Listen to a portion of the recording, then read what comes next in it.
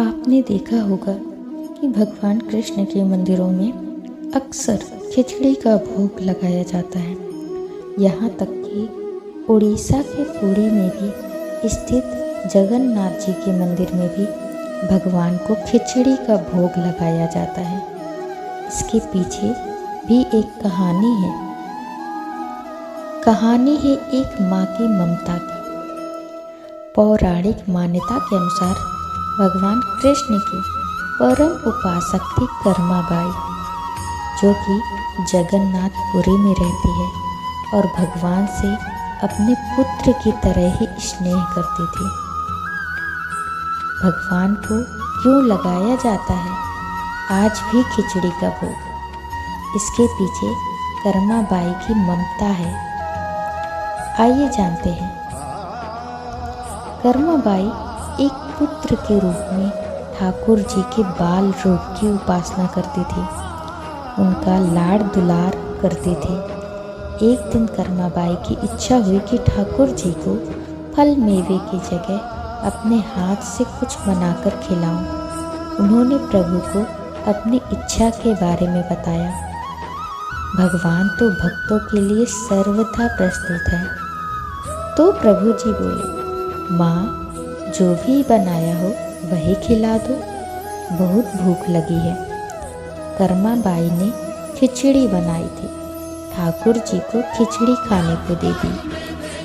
प्रभु बड़े चाव से खिचड़ी खाने लगे और कर्माबाई यह सोचकर भगवान को पंखा झलने लगी कि कहीं गर्म खिचड़ी से मेरे ठाकुर जी का मुंह न जल जाए। प्रभु बड़े चाव से खिचड़ी खा रहे थे और माँ की तरह कर्माबाई उनका पंखा कर रही थी। भगवान ने कहा, माँ, मुझे तो खिचड़ी बहुत अच्छी लगी, मेरे लिए आप रोज़ खिचड़ी ही पकाया करें, मैं तो यही आकर खाऊंगा।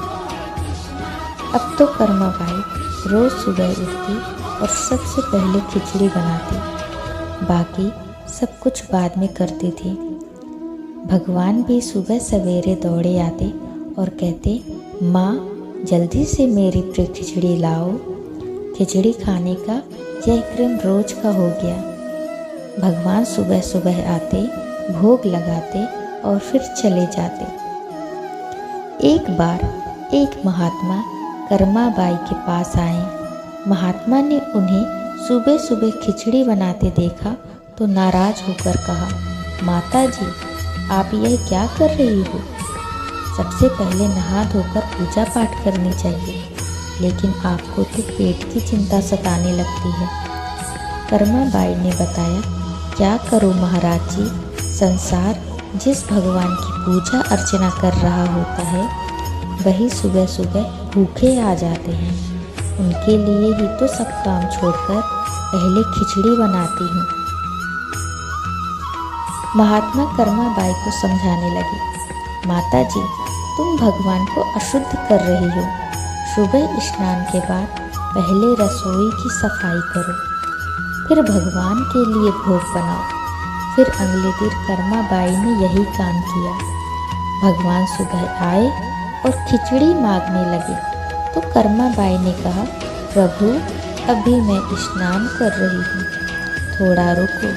थोड़ी देर बाद भगवान ने फिर आवाज़ लगाई, जल्दी करो माँ, मेरे मंदिर के पट खुल जाएंगे, मुझे जाना है। कर्माबाई फिर बोली, मैं अभी रसोई साफ कर रही हूँ। भगवान को लगा कि आज माँ को क्या हो गया है, ऐसा तो पहले कभी नहीं हुआ। फिर जब कर्माबाई ने खिचड़ी परोसी तब भगवान ने झटपट करके जल्दी जल्दी खिचड़ी खाई, मगर आज की खिचड़ी में वो स्वाद नहीं था। भगवान जल्दी से खिचड़ी खाकर और पानी पिए बिना मंदिर में पहुंच गए थे। मंदिर के बाहर उन महात्मा को देखकर भगवान सारा माजरा समझ चुके थे। ठाकुर जी के मंदिर के पुजारी ने जैसे ही मंदिर के पट खोले तो देखा भगवान के मुख पर खिचड़ी लगी हुई है।